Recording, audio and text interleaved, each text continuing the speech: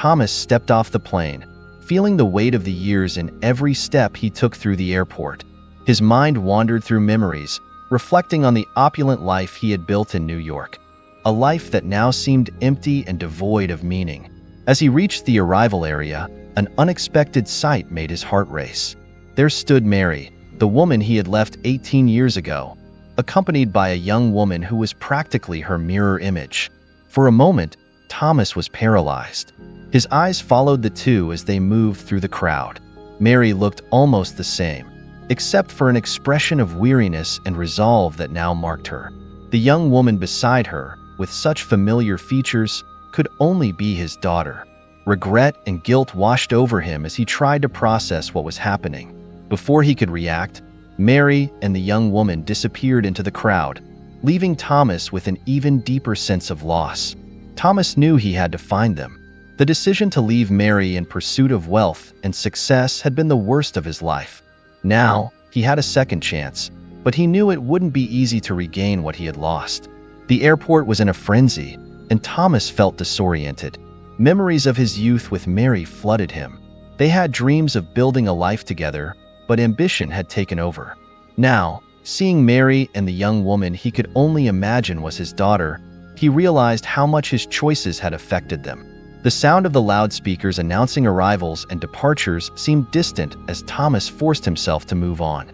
He headed to the baggage claim area, hoping to find some clue that would lead him to Mary. Every step was a reminder of his determination to correct the past. He approached a security guard and quickly described Mary and the young woman, hoping someone had seen them. "I'm sorry, sir. The airport is very busy today. It's hard to locate anyone without more information," the guard replied sympathetically.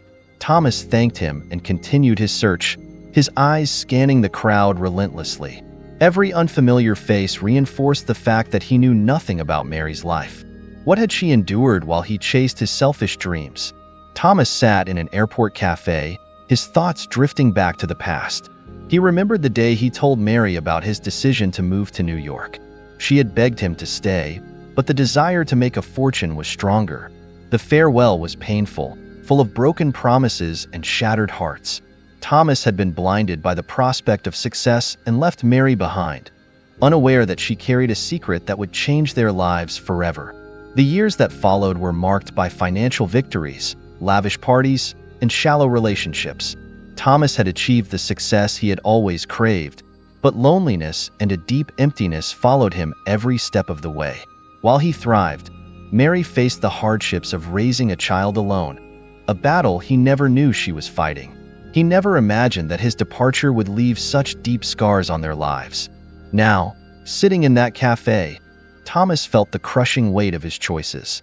He knew he had to find Mary and Alice, the young woman he had only glimpsed. His thoughts were a whirlwind of fear and hope.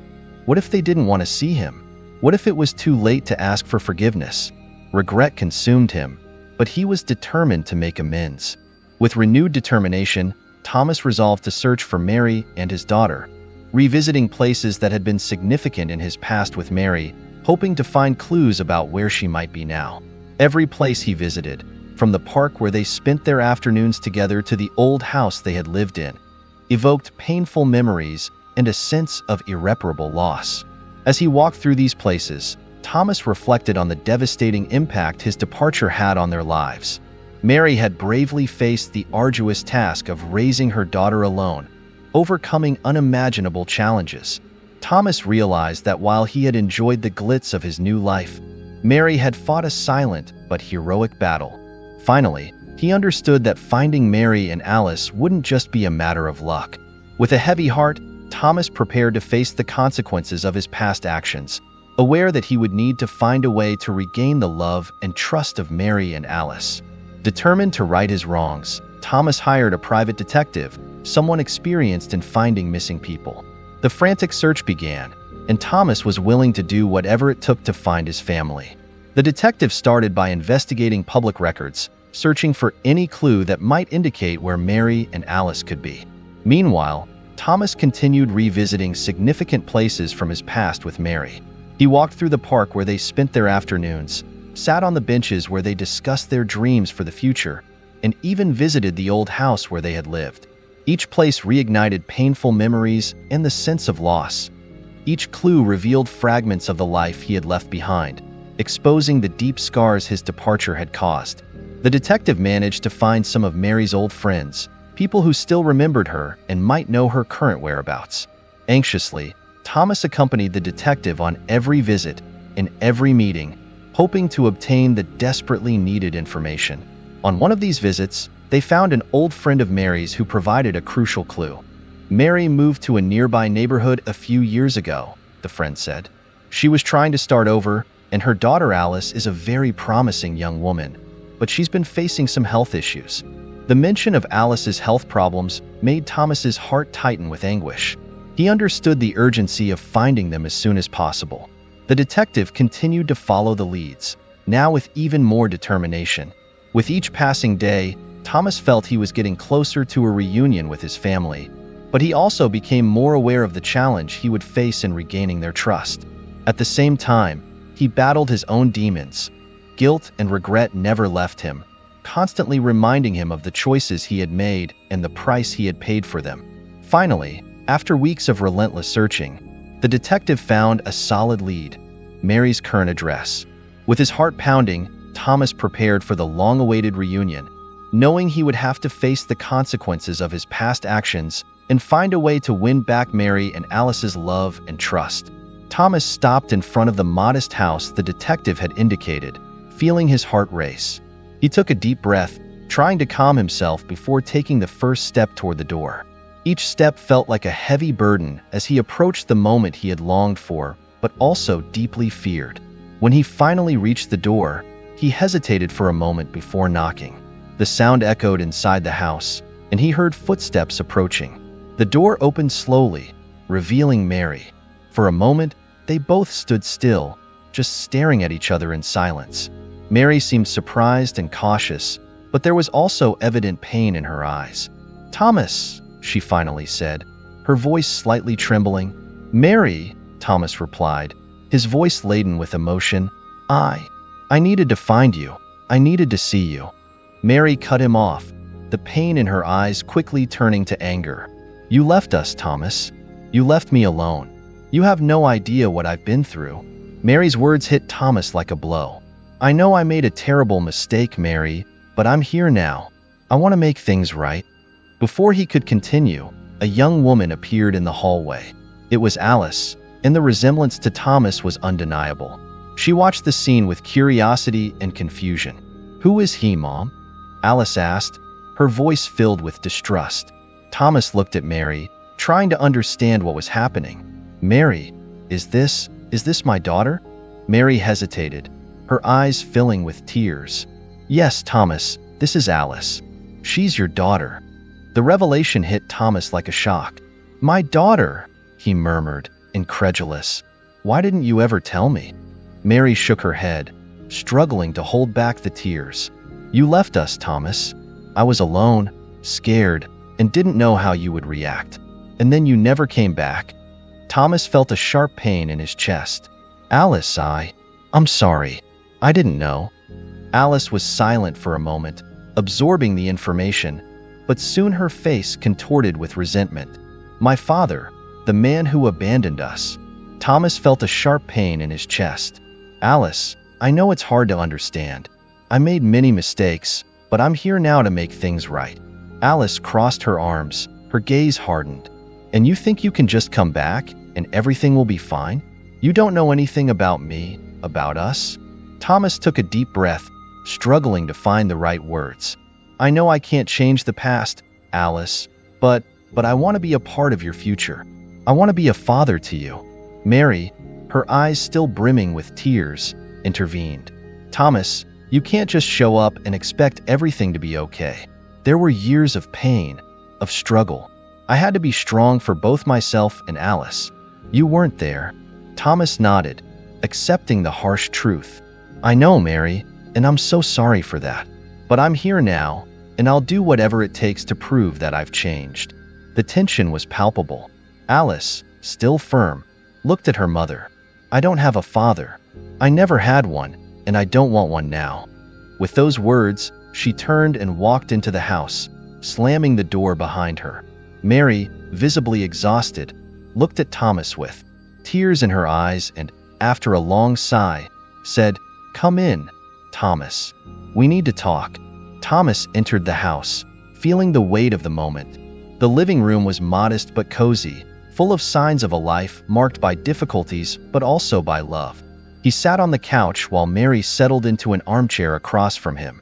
"Alice, she's going through a lot, Thomas," Mary began, trying to find the right words. "What do you mean?" Thomas asked, his voice full of concern. Mary hesitated, but decided to be frank. "She's having a lot of trouble at school. She feels abandoned, and it's affecting both her behavior and her grades. Even though she won't admit it, she misses you." Thomas felt a wave of guilt wash over him. I didn't know, Mary. If I had known, I would have come back sooner." Mary shook her head. "That's just part of the story, Thomas. Alice is also sick. She has a serious condition and needs continuous treatment." Thomas's heart tightened. "What does she have? How can I help?"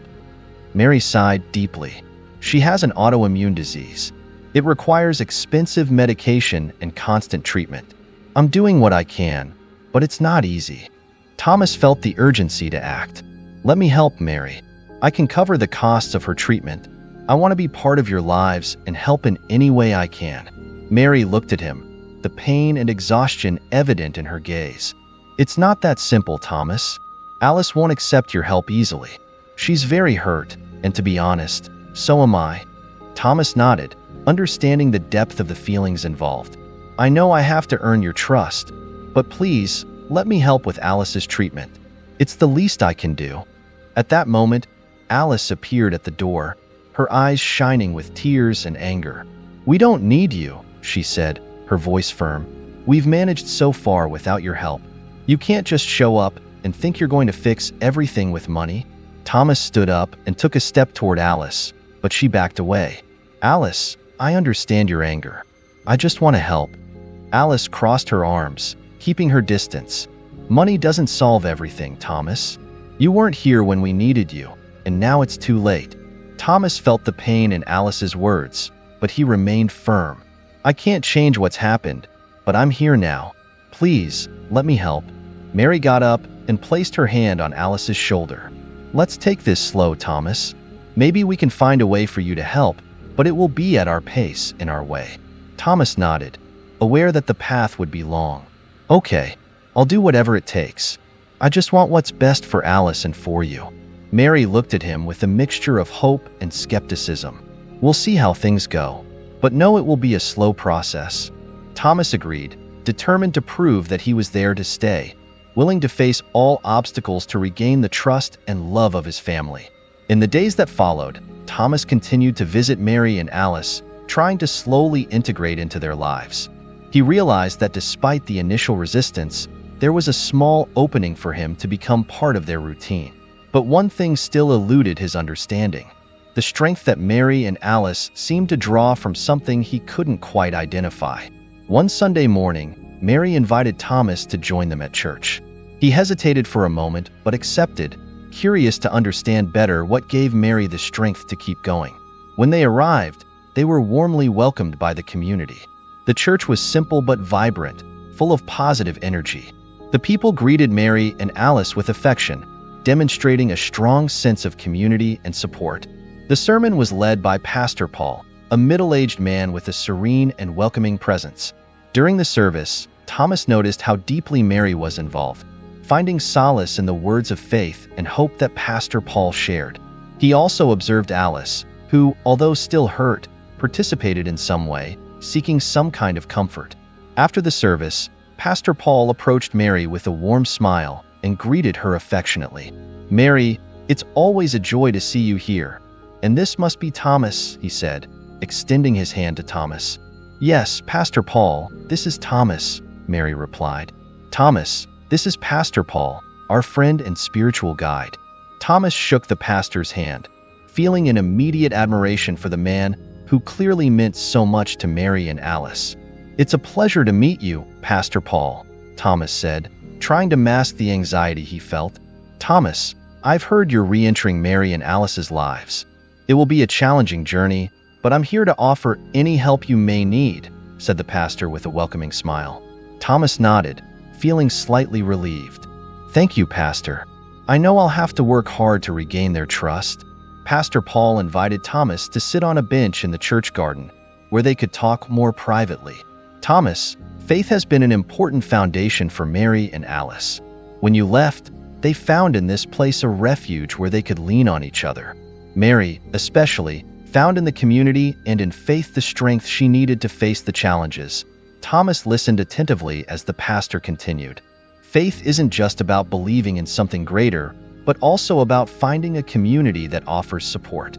Mary found friends here, people who supported her during the hardest times. And for Alice, despite her resistance, this community has been a solid base." Thomas reflected on the pastor's words, but felt the need to be honest.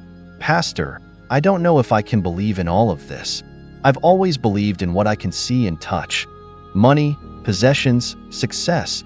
Those are the things I understand. I don't know if I can believe in anything beyond that." Pastor Paul smiled understandingly. "I understand, Thomas. Faith is a unique journey, and not everyone is ready to follow it in the same way. The important thing is that you're here, willing to try to understand. That's already a big step." Thomas felt a mixture of relief and inner turmoil. "I want to help Mary and Alice, but I don't know if I can do that through faith." The pastor nodded. "Help can take many forms, Thomas. The community is here to support, and the simple fact that you're present is already significant. Keep trying, even if it's in your own way." Meanwhile, Alice sat in the back row of her math class, her eyes fixed on the window. She wasn't paying attention to the lesson, lost in her own thoughts. Thomas's arrival had deeply shaken her already complicated life. The anger and pain she felt toward him made it hard to focus on anything. Although she had always been a dedicated student, the past few months at school had been especially challenging. Alice faced constant difficulties. Her classmates saw her as the troubled girl, the one with an absent father and a constantly worried mother.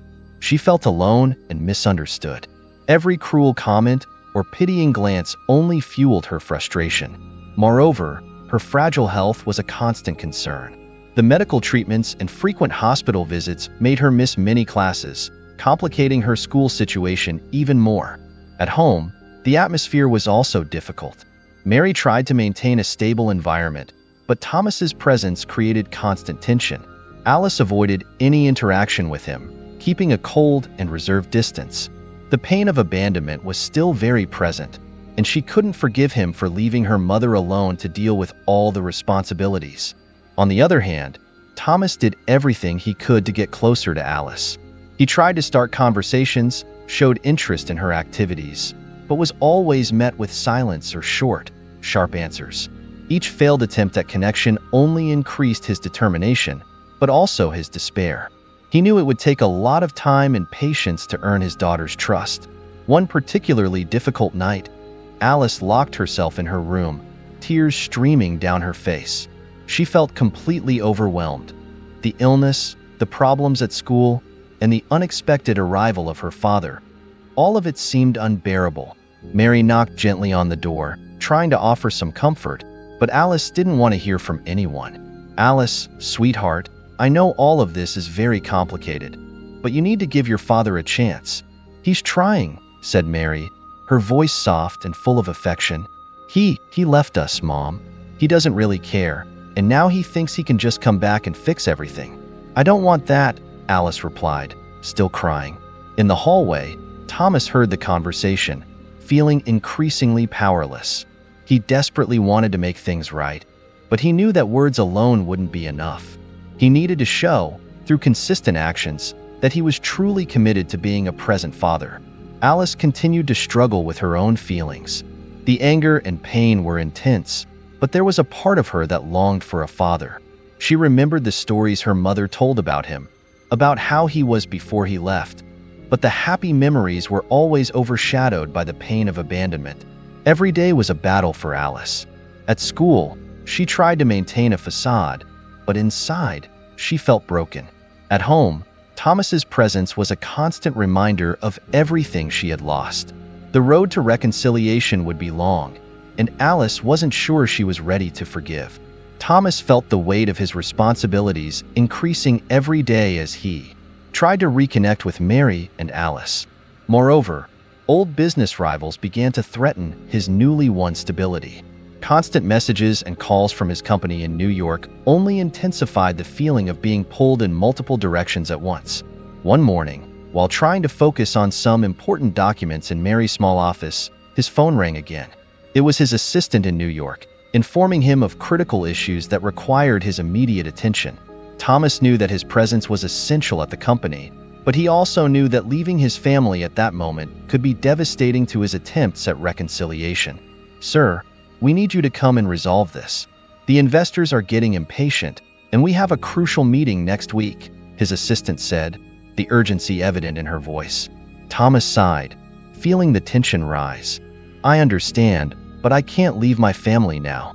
I'll try to resolve as much as I can from here," he replied, trying to stay calm. The pressures of business began to interfere with his ability to connect with Alice and Mary. He was physically present, but his mind often drifted to the problems at the company. Alice, always perceptive, noticed his distraction and distanced herself even more. To her, it seemed that he still prioritized business over everything, including her. One evening, while Mary was preparing dinner, Thomas tried once again to talk to Alice. "Alice, I know things are tough right now, but I'm here for you. I want to be a present father," he said, sincerity in his voice. Alice, without even looking at him, responded coldly. "You say that, but you're always on the phone, dealing with your work problems. It seems like nothing has changed. You still care more about your work than about us." Alice's words hit Thomas hard. He knew she was right, but he didn't know how to balance the two parts of his life. He was physically distant from his company in New York, but emotionally distant from his daughter, despite being by her side. The crisis reached its peak when an emergency at the company demanded his immediate attention. He spent hours on the phone, trying to resolve the situation, while Alice and Mary drifted further away, realizing that his efforts to reconnect were failing. One morning, Pastor Paul came to visit them. He found Thomas exhausted, with deep circles under his eyes and a weary expression. "Thomas, I see you're facing many challenges. It's not easy to balance all of this," the pastor said, placing a comforting hand on Thomas's shoulder. "I don't know what to do, Pastor. I'm losing control of my company and my family. It seems like I'm failing in every aspect," Thomas confessed, his voice filled with frustration. "Remember, Thomas, you don't have to carry everything alone. There are people willing to help. The community is here to support you, and maybe it's time to delegate more responsibilities at the company," the pastor advised. Thomas knew the pastor was right. He needed to find a way to balance his responsibilities and prove to Alice and Mary that they were his priority. But how to do that? That was the question that tormented him as he desperately sought a solution to the crisis threatening to destroy everything he had left. The situation between Thomas and his family was deteriorating rapidly. Alice, who suffered from lupus, a debilitating autoimmune disease, continued to face serious health challenges.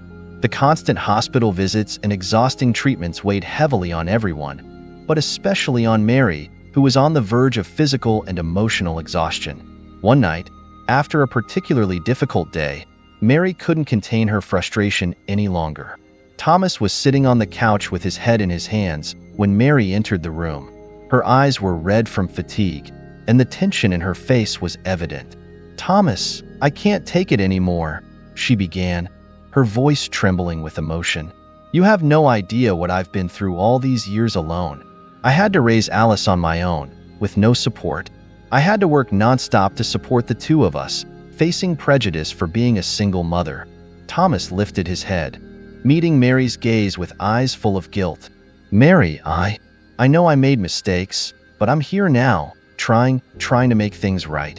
Mary shook her head as tears ran down her face. "You don't understand, Thomas. It's not just about being here now.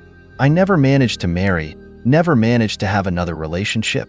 Alice always needed all my attention, with her health so fragile. There was no room for anyone else in my life." Thomas felt a lump form in his throat. "Mary, I'm so sorry. I didn't realize how much you were suffering. How could you know?" Mary responded bitterly. "You were in New York, building your career and making money, while I was here, struggling to survive. Every day was a battle, and I was alone. Thomas sank further into the couch, feeling the crushing weight of guilt. I know nothing I say can change the past, but I'm willing to do anything to make it right, to help you and Alice. Mary wiped away the tears, but her expression remained hard. Words aren't enough, Thomas. I need to see actions. Alice needs to see that you really care, because so far, all she sees is the man who abandoned her and now thinks he can fix everything with money. Thomas slowly nodded, realizing the depth of Mary's despair. I'll prove to you that I've changed. I'll do whatever it takes. But at that moment, he knew the path to redemption would be long and difficult. Mary's words echoed in his mind, each one a painful reminder of the years of suffering she and Alice had endured without him. The guilt and sorrow intensified, but they also strengthened his resolve to correct the mistakes of the past. It was a quiet night when chaos unexpectedly took over the house. Alice, who seemed to be improving, suddenly was struck by intense pain and began to have difficulty breathing. Mary rushed to her daughter's room, finding her doubled over in pain and sweating profusely. Desperate, she called out for Thomas, who immediately came to help. Alice, please, take deep breaths. Everything's going to be okay.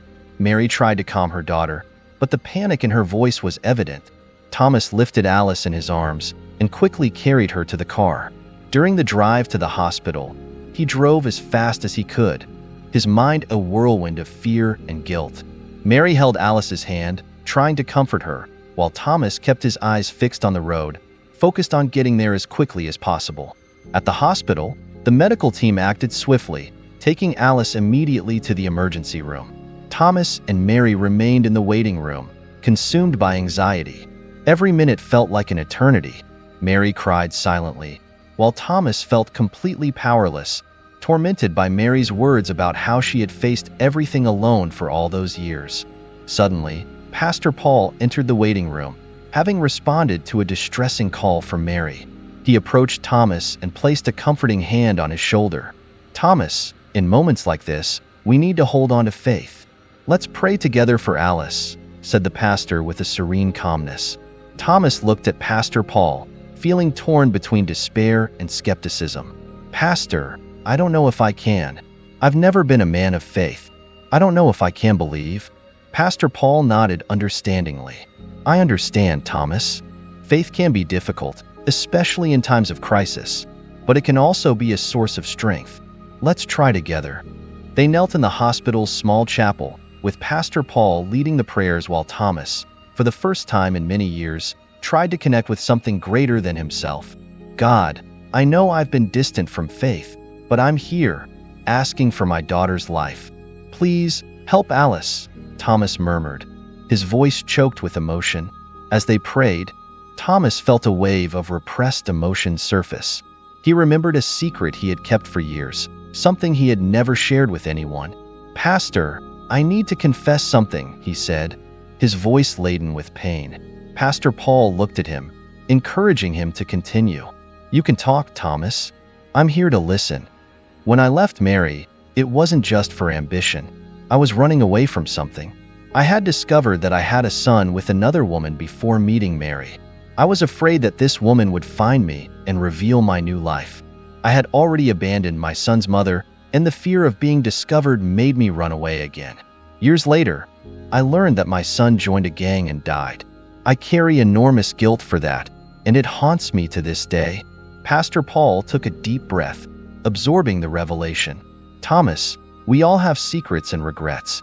The important thing is what we do from now on. Use this confession as a step toward redemption. You're here, trying to make things right. That's a good start. Thomas nodded, feeling a mixture of relief and guilt. He knew that his journey to redemption was just beginning, but now he felt a new determination to confront his demons and do whatever it took to save Alice and win back his family. When the doctor finally entered the waiting room with a serious expression, Thomas and Mary quickly stood up. Alice is stable, but we'll need to monitor her closely. It was a serious crisis, but she's strong, the doctor said, offering a glimmer of hope. Alice finally left the hospital, still weak but with a timid smile on her face. Thomas was by her side, helping her walk to the car. The ride home was quiet, and Mary felt a great sense of relief to see Alice out of the hospital, although she knew the recovery would be slow. Back home, Thomas and Mary prepared a comfortable place for Alice to rest. Thomas dedicated himself entirely to caring for his daughter, preparing her meals, helping her with medications, and spending hours by her side, talking. With each passing day, Alice seemed more receptive to Thomas's presence, beginning to open up a little more. As Alice rested on the couch, Thomas sat beside her, holding her hand. "Alice, I know it's been hard, and I know we still have a lot to work through, but I want you to know that I'm here for you, always." Alice looked at him, her eyes shining with a mix of emotion and gratitude. "I know, Dad. I'm starting to see that." Alice's words filled Thomas's heart with hope.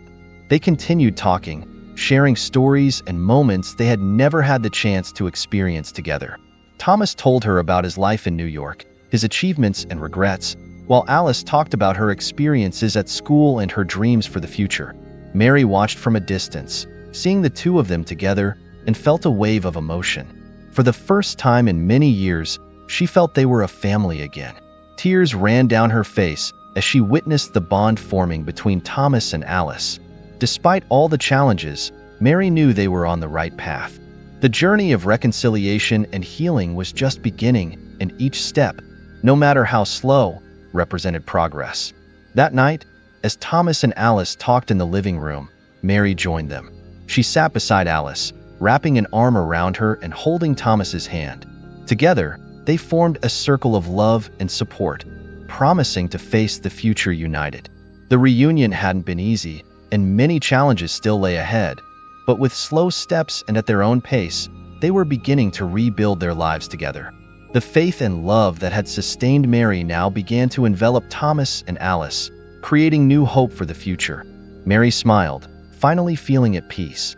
Life was moving forward, and for the first time in a long time, she could see a bright future. With Thomas by her side and Alice in her heart, she knew they could overcome any obstacle. If you enjoyed this touching story of redemption, love, and overcoming, don't forget to like, comment, and share it with your friends and family. Subscribe to our channel and turn on notifications so you don't miss any of our inspiring stories. And stay tuned for another moving story that should be appearing on your screen now. Enjoy, and see you in the next video.